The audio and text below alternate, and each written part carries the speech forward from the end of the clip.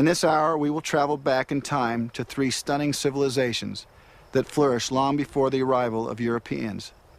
To the Anasazi of the Southwest, the mound builders of the Mississippi, and the great pyramid builders of the Maya.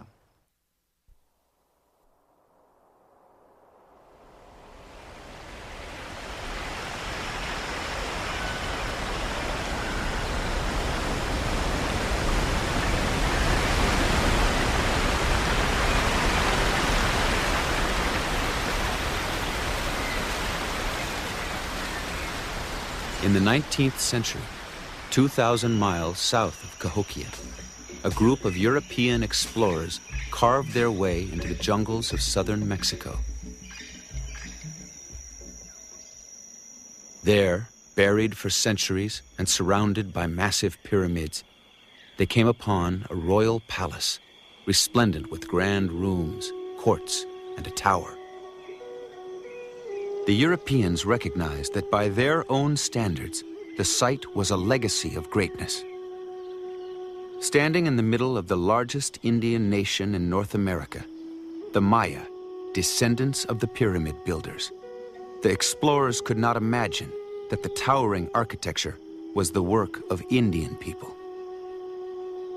Instead, they speculated wildly about the lost civilization that could have built so grand an existence.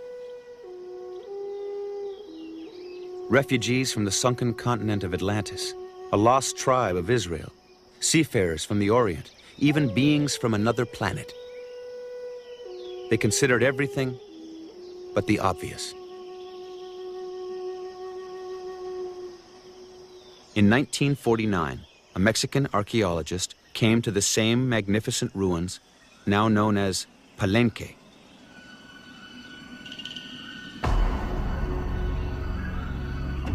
He climbed the steps to the top of the largest pyramid, the Temple of the Inscription. There he noticed holes in the floor below the capstones. He removed the slabs and discovered a rubble-filled passageway descending deep into the pyramid's heart. After 3 years of excavation, the passage was cleared. At the bottom was a tomb that had been buried for over 1,200 years. It would unlock the history of Palenque and help to reveal the past of the Mayan people, a past they left for the future to read.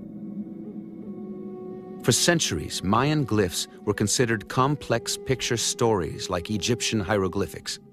Only in the 1980s did archaeologists finally recognize that it was true writing. They were not looking at pictures to be interpreted, but symbols for sounds to be read. It was the Maya language. Instantly, a door was opened on the past. Beneath the 5-ton sarcophagus cover at Palenque lay Pakal, shield in the Maya language. He was born in 603 AD. His head was bound at birth to enlarge his forehead, a fashion that marked him as a member of the royal elite. He wore a cosmetic bridge on his nose and decorated his hair with water lilies. Pakal rose to power at the age of 12. He would build a holy city and rule for nearly 70 years, leading Palenque during a time of greatness and growth in the Mayan world.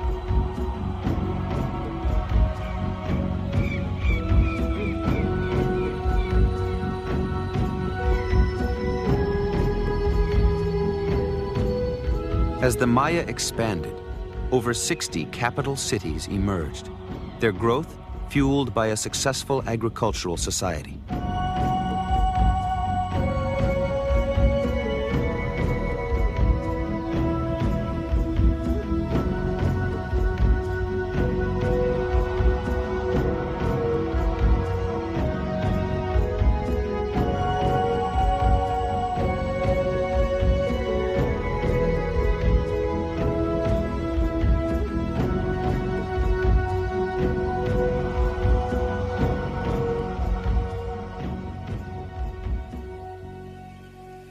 The roots of Mayan agriculture reached back thousands of years and stretched across Mexico and into Central America.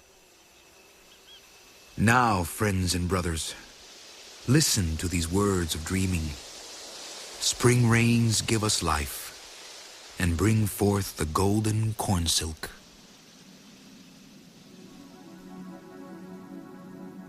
By the time of Christ, there were millions of people in the region, with agriculture allowing populations to settle and expand.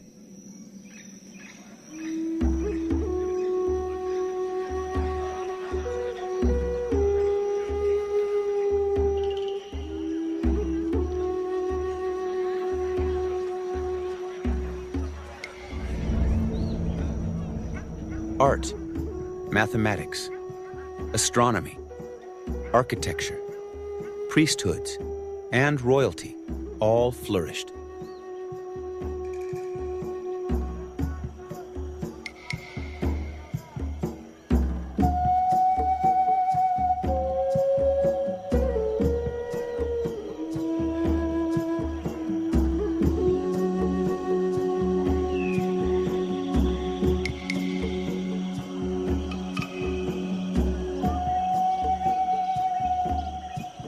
By the mid-700s, at Palenque alone, the sons of Pacal ruled over 200,000 Maya living in regional communities of farmers, weavers, stonemasons, and feather workers.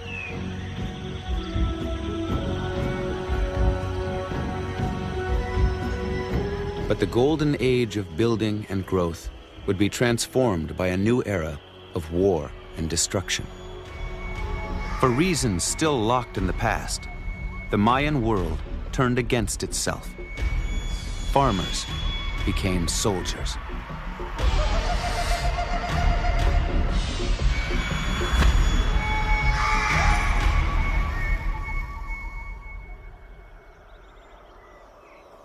By 800 AD, an era had ended.